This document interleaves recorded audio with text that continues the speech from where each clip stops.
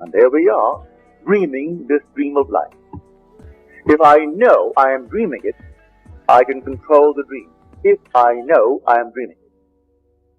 But a man dreaming doesn't know that he's dreaming. The minute he knows he's dreaming, he wakes.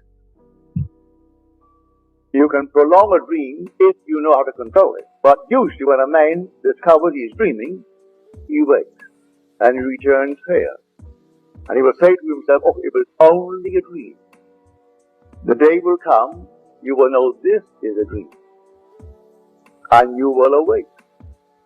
But that waking will be something entirely different from the kind of awakening when you wake on a morning and find yourself on the bed where you fell asleep the night before. That other waking will be something entirely different. When you actually awake within yourself to discover that you really are the Lord Jesus Christ.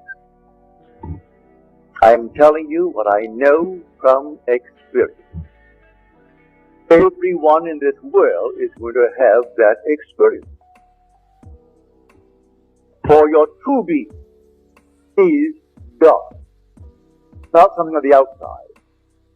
The God in you, now entombed in the body that you, in your descent, penetrated and annexed its brain. And do not let anyone tell you that the descent, as you descended, what an adventure, and annexed the brain of the body you now wear, that is less wonderful than what you're going to experience when you ascend and you penetrate and annex the brain of the heavenly man. That ascent is as real as anything you've ever dreamed in this world.